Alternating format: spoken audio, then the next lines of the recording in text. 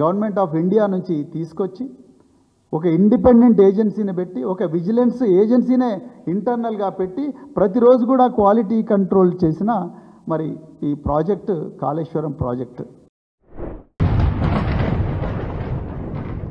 అందుకే ఈరోజు విజిలెన్స్ రిపోర్ట్లో ఎర్రింగ్ అఫీషియల్స్ అవినీతి అధికారుల పేర్లతో సహా చర్యలు తీసుకోమని రిపోర్ట్ వచ్చింది కదా. అందుకే కదా ఈరోజు ఏసీబీ రైడింగ్లు చేస్తుంటే 100 కోట్ల రూపాయలు ఆనాడు పనిచేసిన అధికారుల ఇళ్లలో వెళ్తున్నాయి కదా. వీటన్నిటి మీద మీరు ఎందుకు మాట్లాడతలేరు? ఇక్కడ ఆ ప్రవాహం దాదాపుగా 20,000 క్యూసెక్ల దాకా 20 లక్షల క్యూసెక్ల దాకానే వచ్చింది.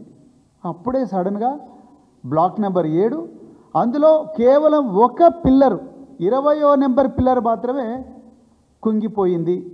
ఎట్లా కుంగిపోయింది? అన్నారంకి ఏం కాలేదు, సుందిళ్ళకి ఏం కాలేదు, మేడిగడ్డలో అది కూడా ఒక్కటే పిల్లర్.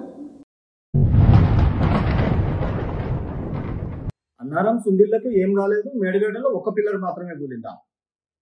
అన్నారంలో వరదలు వస్తే ఆ వరదలు వచ్చే వాటర్ లెవెల్ కంటే తక్కువ ఎత్తులో మోటార్లు పెట్టినందుకు మోటార్లు మునిగిపోయినాయి కదా. కన్నెపల్లిలో సుందిళ్ళలో ఇప్పటికీ సుడిగుండాలు వస్తున్నాయి కదా. మేడిగడ్డలో ఒక్క పిల్లరా? మళ్ళీ ఒకసారి పోయి చూసి రావచ్చు కదా ఎన్ని పిల్లర్లు మునిగినాయో. ఒకసారి ఎన్డీఎస్ఏ రిపోర్ట్ చదువుకోవచ్చు కదా, ఎన్ని పిల్లర్లు మునిగినాయి ఏమైందో. అక్కడ చదవకుండా ప్రెస్ మీట్లు ఎందుకు పెడుతున్నాం?